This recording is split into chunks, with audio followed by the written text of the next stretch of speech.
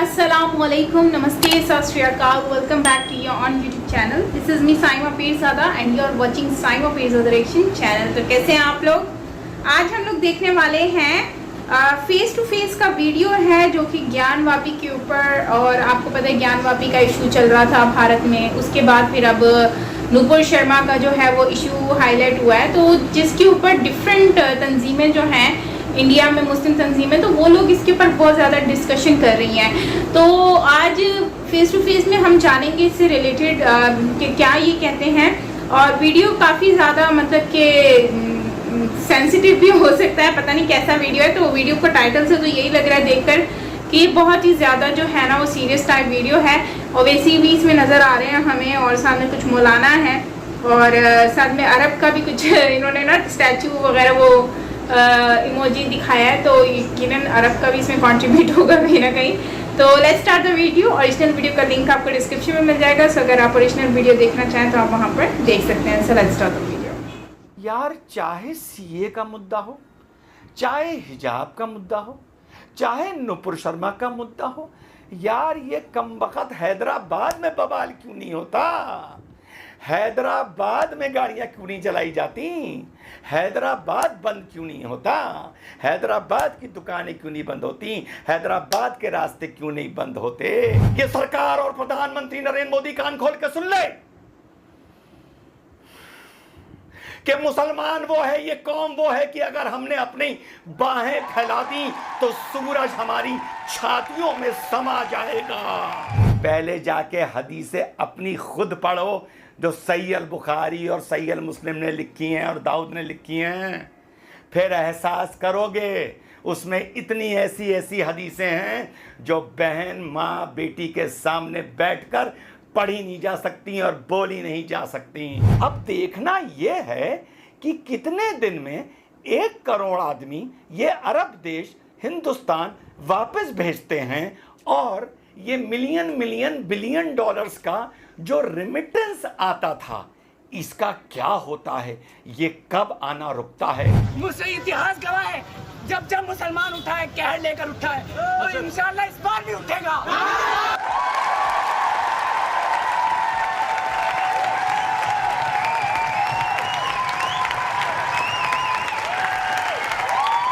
मुझसे इतिहास गवाह है, जब जब मुसलमान उठा है कहर लेकर उठा है, और इंशाअल्लाह इस बार भी उठेगा।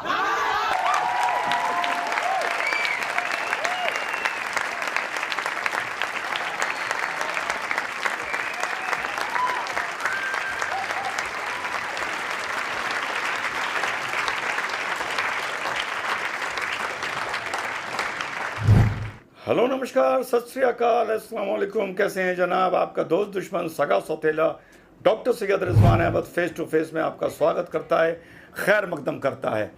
तो कहर तो देख ही लिया होगा ना देखा उसकी फोटो के नीचे क्या चल रहा था वीडियो के 40 किलो का होगा मुश्किल से, कुर्ता पाजामा मिला के अगर वो उठा दो तो शायद 32 किलो वजन रह जाएगा उसका और कहर बरपा रहा है पूरे हिंदुस्तान में। पहले इस घटनाक्रम में ज़रा इन लोगों की ज़ुबान देखिए। ज़ुबान, अफ्रीकन मुल्क बड़े पिछड़े माने जाते थे, बड़े पिछड़े, पर पिछले 25-30 साल में अगर आप लोग अफ्रीका को फॉलो कर रहे हैं, मैं इन पे प्रोग्राम्स अक्सर देखता रहता हूँ। आप स्पेशली बोट्सवाना देखिए, साउथ अफ्रीका देखिए, मोज़ाम्बिक देखिए, कीनिया देखिए, बहुत डेवलपमेंट हो रहा है, बहुत विचारधारा चेंज हो रही है। एक ज़माने में युगांडा का ईदी अमीन हुआ करता था जिसके रेफ्रिजरेटर में आदमियों के सर और आदमियों के हाथ पांव मिले थे, ये हाल था। So the society is improving, society is reforming, society बदलाव की तरफ जा रही है। लेकिन एक विवाद में, मान लिया एक विवाद में, ज़रा इन लोगों की शब्दावली देखिए, ज़रा इनकी बातें सुनिए, पहले सुन लो फिर आगे आराम से बात करेंगे। पेशाब पीने वालों का, गोबर के अंदर नहाने वालों का हैसियत क्या है दुनिया में रहते? तो रिस्क मिलता है हमारी बरकत से मिलता है, इनको तो हवा मिलती है हमारी बरकत से मिलती है, इनको तो दरियाओं से पानी मिलता है हमारी बरकत से मिलता है, जलवे की वजह से मिलता है, वरना इनका वजूद क्या है? आप मेरे भाइयों, लेकिन सरू को कलम करना भी सिखाते हैं। तो इसलिए बातों को सहन में बिठा दो। हम खामोश तब तक है जब तक हमारा बर्दाश्त कायम है। बर्दाश्त से बाहर निकल गए तो फिर वो नुपुर शर्मा क्या, वो आशीष कोहली कुत्ता क्या, वो नुपुर शर्मा संदीप क्या, उनके सर कहीं और दर कहीं मिलेंगे। करना क्या?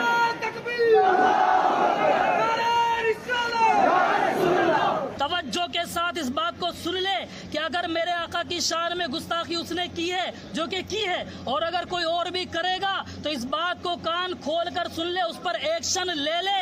अगर एक्शन नहीं लेंगे तो मुसलमान रिएक्शन देगा। और मुसलमान जब रिएक्शन देता है तो तवज्जो से सुने, तारीख उठाकर देख ले, जब जब जिस कौम के खिलाफ मुसलमानों ने रिएक्शन दिया है उनके लिए जमीन रब्बे जुल जलाल ने तंग फरमा दी। वो दौड़े दौड़े फिरते रहे, उन्हें जमीन का एक टुकड़ा तक नसीब नहीं हुआ। सुन लिया, सुन लिया। अब बात करते हैं कानपुर के इस मौलाना की। ये कह रहा है कि कौम जिसके खिलाफ खड़ी होती है ये ज़मीन उसके लिए कम पड़ जाती है। ये इस तरह नहीं बोलते, ये जैसे बोलते हैं मैं बाद में बताऊंगा, अभी सिर्फ आपको कंटेंट दे रहा हूँ। ज़मीन कम पड़ जाती है। अरे भाई कौन सी ज़मीन कम पड़ गई भाई? 7 मुल्क मिल के एक चावल बराबर इजराइल का क्या उखाड़ लिए भाई? क्या उखाड़ लिए हैं? कौन सी ज़मीन कम पड़ गई? तुम्हारी दुश्मनी तो यहूदियों से है, तुम्हारी दुश्मनी तो ईसाइयों से है, तुम्हारी दुश्मनी तो बौद्धों से है, तुम्हारी दुश्मनी तो कन्फ्यूशन से है, तुम्हारी दुश्मनी हिंदुओं से है। अम्मा भाई किसके लिए ज़मीन पर कम पड़ गई? मतलब यूं ही बोलते रहते हो और जाहिल तुम्हारे सामने खड़े हुए वाह करते रहते हैं और बेशक बेशक करते रहते हैं, सुभान अल्लाह माशाल्लाह करते रहते हैं। अबे कौन सी ज़मीन तुम लोगों ने किसके लिए कम पढ़ा दी? ज़रा इतिहास तो उठा के पढ़ लिया करो। तुमने कुछ पढ़ा ही नहीं है, तुम्हें सिर्फ बकवास करनी आती है, तुम्हारे ज़ुबान से सिर्फ गंद निकलती है। मैं तो कहता हूँ कि जैसे डाइपर बच्चों के लिए बनते हैं, आदमी के मुंह के लिए भी डाइपर बनने चाहिए जो इन मौलवी मौलानाओं के मुंह पर कस के बांध देने चाहिए। और मौलवी मौलाना क्यों बोलें? जरा इस एमपी को भी सुन लीजिए, member of parliament, the law maker, the barrister. पहले इसको सुन लीजिए। कोई कहेगा अगर तुम्हारे कोई गाल पर थप्पड़ मारे तो दूसरा गाल पेश कर दो। मैं कहूंगा नहीं, तुमने अगर थप्पड़ मारा तो गफलत से मारा, दूसरा मारने के लिए हाथ उठाओगे तो पंजा पकड़ लूंगा दबा के, याद रखो। तुम मुझको गालियां इसलिए देते हो ताकि तुम नहीं चाहते कि मुसलमान पढ़ लिख कर उसके मुंह में जबान आ जाए और वो अपने इंसाफ के लिए खड़ा हो जाए। तुम मेरे जिस्म पर गोलियां इसलिए चलाई तूने ताकि तुम नहीं चाहते कि मैं जिंदा रहूं और गरीब और मजलूमों की दास्तान को, इंसाफ को बयान करूं। मगर सुन लो गोली मारने वालों, सुन लो मेरे दुश्मनों, मैं मरने के लिए तैयार हूं। क्या तुम मरने के लिए तैयार हो? सुन लिया? भाषा देखिए कि मुझे मारने वालों सुन लो, मुझ पर गोली चलाने वालों। वो याद है ना जो पिट पिट पिट पिट करके टायर की तरफ 2 गोलियां चली थी? ये उन्हीं की बात कर रहा है। अरे तू मेंबर ऑफ पार्लियामेंट है, अगर तुझे पता है तुझ पर गोलियां किसने चलवाई थी तो प्राइम मिनिस्टर ऑफिस में लेटर लिख, प्रेसिडेंट ऑफ इंडिया को लेटर लिख, चीफ जस्टिस ऑफ इंडिया को लेटर लिख, होम मिनिस्टर ऑफ इंडिया को लेटर लिख। यार तू क्या खड़े होके बकवास कर रहा है और क्या कह रहा है? मुझे क्यों मारने की कोशिश की जा रही है? ताकि उभरते हुए मुसलमान की आवाज़ चुप हो जाए, ताकि मुसलमान तरक्की ना कर पाए, ताकि मुसलमान अव्वल ना हो पाए, पूरे देश का मुसलमान। और अपने ही मुंह से हैदराबाद और तेलंगाना के मुसलमान के लिए क्या कह रहा है ज़रा सुन लो। जहां इसके दादा ने राजनीति करी, इसके अब्बा ने राजनीति करी, इसने राजनीति करी, इसके छोटे भाई ने राजनीति करी, वहां के लिए अपने मुंह से क्या कह रहा है ज़रा सुन लो। तेलंगाना के मुसलमानों में गरीबी बढ़ रही है। तेलंगाना के मुसलमानों में जो हुकूमत के एम्प्लॉयमेंट का रेट है वो सिर्फ 4%, और तेलंगाना के देही इलाकों में रहने वाले मुसलमानों के पास ज़मीनात बहुत कम हैं। तेलंगाना में मुसलमानों के पास जो ज़ाती घर हैं वो सिर्फ 57% है, और इसीलिए इन तमाम चीज़ों को अगर आप देखेंगे, सुन लिया, हैदराबाद और तेलंगाना में तो मुसलमानों के लिए कुछ कर नहीं पा रहा, और ये हिंदुस्तान के मुसलमानों का ठेका लेगा, ये 2 कौड़ी का जलील आदमी। और एक बात जानते हो, मैं तो बार बार समझाता हूँ यार, चाहे सीए का मुद्दा हो, चाहे हिजाब का मुद्दा हो, चाहे नुपुर शर्मा का मुद्दा हो, यार ये कमबख्त हैदराबाद में बवाल क्यों नहीं होता? हैदराबाद में गाड़ियां क्यों नहीं चलाई जाती? हैदराबाद बंद क्यों नहीं होता? हैदराबाद की दुकानें क्यों नहीं बंद होती? हैदराबाद के रास्ते क्यों नहीं बंद होते? वहाँ तो भाई मुसलमान आबादी बहुत है, वहाँ का तू सांसद है, तेरा भाई वहाँ का विधायक है, वहाँ कुछ नहीं होता। अरे मूर्खो झाइलों, मुंह से गाली निकलती है पर दूंगा नहीं, इतनी भी तुम में अकल नहीं है कि इसके हैदराबाद में कभी कुछ नहीं होता, क्योंकि हैदराबाद के मुख्यमंत्री से यह गले मिलता रहता है। अरे हैदराबाद में तो अभी 2 मस्जिदें तोड़ दी गई थी, वहाँ कुछ नहीं हुआ, लेकिन तुम लोग की अकल पर पत्थर पड़े हैं और भैंसे की चर्बी पड़ी है। तुम लोगों को ये बात मेरी समझ में आएगी नहीं, पर शुक्र है अब ये शुरुआत हो रही है इस जाहिल को समझने की, इस कमीन बज़ात को समझने की। सुनो मौलवी क्या बोल रहा है। कि दुनिया में बढ़ती हुई छवि, संबंध और हमारी सरकार के अरब देशों से और इस्लामिक देशों से ताल्लुकात पर जल भी रहे हैं और गमज़दा भी है। अपने एजेंडे के तहत भारत के अंदर जगह जगह दंगे करवाए। उन दंगों को लीड करने के लिए जो तंजीमें उनको भड़का रही थी, मदनी जैसे लोग जो कह रहे थे कि हिंदू से देश छोड़ के चले जाओ, मदनी जैसे लोग जो घड़ियाली आंसू बहा रहे थे, ओवैसी जैसे लोग जो सर पे सफ़ेद कपड़ा बांध के घूम रहे थे, वो कानपुर के इमाम जो कह रहे थे कफन बांध के हम निकलेंगे और कफन बांध के हम जो है देश की ईंट से ईंट बजा देंगे, हम गर्दनें काट देंगे और रसूल के गुस्ताखी एक ही सज़ा, सर तन से जुदा, सर तन से जुदा, वो सारे के सारे गायब हो गए और 20-20 साल के बच्चों को सड़कों पे छोड़ दिया इन्होंने, सरकार से लड़ने के लिए, पुलिस से लड़ने के लिए और सिस्टम से लड़ने के लिए। सुना, इसी तरह अब ये बदलाव आएगा। और मुसलमानों, तुम्हें जो खुश करने का तरीका है, ये एक बार मैंने पहले भी दिखाया था, आज फिर दिखाता हूँ। ज़रा कैरेक्टर में आ जाऊँ, आ गया कैरेक्टर में। पता है मुसलमानों, तुम किस तरह के नेताओं से खुश होते हो और ताली बजाते हो और माशाअल्लाह, इंशाअल्लाह, सुभान अल्लाह बोलते हो। अभी सुनाता हूँ। अब समझ लो, रिजवान अहमद एक मुस्लिम नेता है। अब मुझे कैसी तकरीर करनी है जो तुम लोग मुझे अपना नेता मान लो। अब मुझे कैसी तकरीर करनी है जो तुम लोग मेरे भाषण पर तालियां बजाओ। सुनो, ये सरकार और प्रधानमंत्री नरेंद्र मोदी कान खोल के सुन ले कि मुसलमान वो है, ये कौम वो है कि अगर हमने अपनी बाहें फैला दी तो सूरज हमारी छातियों में समा जाएगा।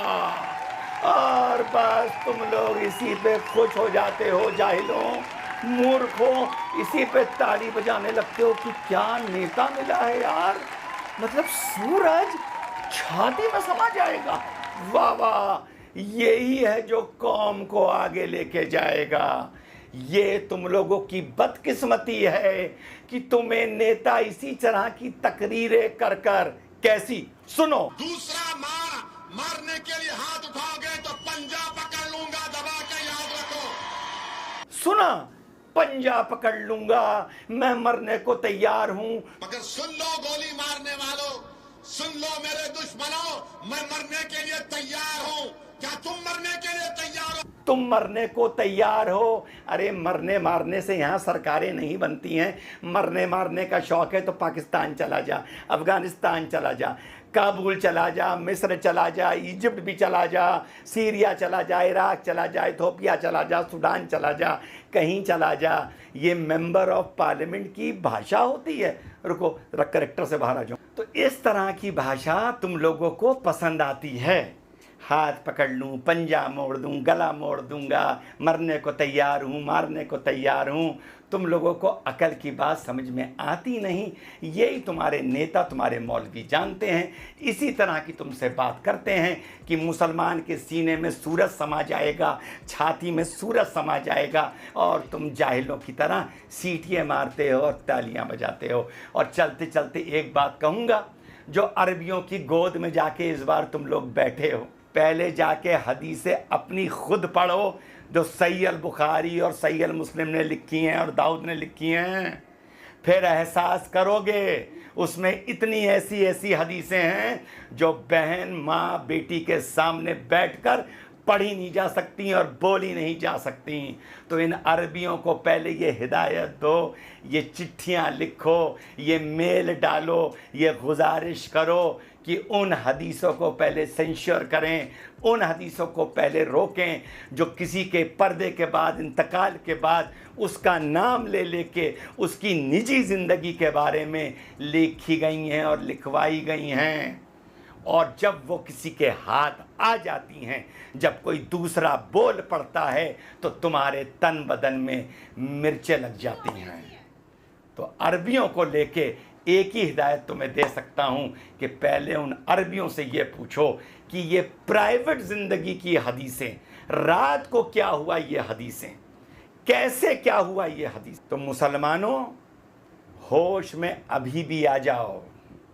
जिस अरब की गोद में जाके बैठे थे ना, कूद रहे थे, खुश हो रहे थे कि $43 बिलियन का रिमिटेंस है, 1 करोड़ हिंदुस्तानी वहाँ काम करता है। अगर अरब नाराज़ हो गए तो देश का क्या होगा? भारत के हाथ में कटोरा आ जाएगा। अब तो हजूर की शान में भी गुस्ताखी हो गई, उसके बाद मुसलमानों की कुटाई भी हो गई, उसके बाद मुसलमानों के घर भी तोड़ दिए गए। अब देखना यह है कि कितने दिन में 1 करोड़ आदमी ये अरब देश हिंदुस्तान वापस भेजते हैं, और ये मिलियन बिलियन डॉलर्स का जो रिमिटेंस आता था, इसका क्या होता है, ये कब आना रुकता है। अरे तुम्हें तो अरबियों ने इस बार बेवकूफ़ बना दिया, चने के झाड़ पर चढ़ा दिया और पिछवाड़ा और मकान तोड़वा दिया। जय हिंद, वंदे मातरम, खुदा हाफिज। आई है कि ये लोग क्यों कर रहे हैं, मतलब कि हैदराबाद में ये सब कुछ क्यों नहीं होता। भाई मुझे भी बता दो, मुझे अभी तक समझ नहीं आया इस वीडियो में कि हैदराबाद में ये सब कुछ क्यों नहीं होता, मतलब बंद सब कुछ क्यों नहीं होता। क्या बुलडोज़र वाले सीन की वजह से नहीं होता या फिर कोई और रीज़न है? तो आप इसे ज़रूर शेयर करो कमेंट सेक्शन में। मैं जानना चाहती हूँ कि ऐसा क्या है। ये आ रहा है कि अवैसी जो है उनकी तकरीर सुन के तो यही आइडिया होता है कि वाकई में ही कि मरने मराने वाले जो बातें करते हैं, तो मतलब ठीक है, आप ये शो कर रहे हो कि मैं बहुत ज़्यादा स्ट्रांग हूँ सोसाइटी में और मैं बहुत ही एक अच्छा आदमी हूँ, तो इसकी वजह से जो है मैं जो भी करूँगा तो वो कोई मसला नहीं है, ठीक है। तो अगर मतलब स्पीच दे के हो सकता है मैं इससे काफ़ी लोगों के दिलों में जगह बना लूँ, लेकिन मुझे लगता है कि जो लोग अपनी कंट्री में, मतलब कि अगर आप गवर्नमेंट में हो, ठीक है, आपको अपनी कंट्री के लोगों के लिए जान भी देनी पड़े तो बिल्कुल दे, आपका ये राइट बनता है कि आप अपनी कंट्री को सेव करें, अपने लोगों को सेव करें। और जिस तरह से बेनज़ीर भुट्टो के साथ भी यही हुआ कि वो उनको इतना मना किया गया था, तो फिर भी वो पाकिस्तान में आई और वहाँ पर आकर उन्होंने अपनी इलेक्शन लड़े, तो उसी दौरान उनके साथ इतना बड़ा इंसिडेंट हो गया, ठीक है। तो सेम वैसे ही अगर ये चाहें तो ये भी कर सकते हैं, लेकिन प्रॉब्लम यहाँ पर ये आ जाती है कि वो वे होता है, ठीक है। अब लेकिन ये तो नहीं है कि आप दूसरों को ऑफर कर रहे हो कि तुम भी मरो मैं भी मरता हूँ, इस तरह से आर यू रेडी, मतलब व्हाट डज दैट मीन। ये कोई गेम तो नहीं चल रही कि इसमें आप मरने मराने की बातें करो। दूसरी बात, यहाँ पर काफ़ी मौलाना जो हैं एक दूसरे के खिलाफ बातें भी कर रहे थे, मतलब बहुत सारे मौलाना हैं जिन्होंने कोई अपना स्टेटमेंट दे रहा था, कोई अपना स्टेटमेंट दे रहा था। इससे ये बात साबित होती है कि दोनों एक साथ मिले जुले कोई भी नहीं है, हर कोई अपनी ही दुकान बेच रहा है, ठीक है, चला रहा है। तो इसलिए ये सारे मिलजुल कर जो चला के बैठे ना गेम, तो ये वही है। बाकी अगर हम देखें नूपुर शर्मा के साथ जो हुआ, उसके नूपुर शर्मा ने जो किया उसके बाद से काफ़ी लोग उनको सपोर्ट करते हैं। ऑलमोस्ट 80% तो इंडियन करते ही हैं नुपुर शर्मा को सपोर्ट, और वो कह रहे हैं उनको बीजेपी गवर्नमेंट से निकाल दिया, इवन तो ये भी गलत है, उनको नहीं निकालना चाहिए था। अब ये निकालना चाहिए था कि नहीं निकालना चाहिए था, ये तो उनका पर्सनल मैटर है, तो इसमें तो मैं कुछ नहीं कहूँगी। लेकिन वो जो बच्चा जो है वो जिस तरह से मतलब वो उसका बड़ा मजाक उड़ाया गया, जिस तरह से बोला गया 39 इसका वेट है और बातें इसकी सुन लो, और फिर वो बुलडोज़र वाला सीन दिखाया गया तो वो वाला भी बड़ा फ़नी था, लाइक बुलडोज़र आ गया।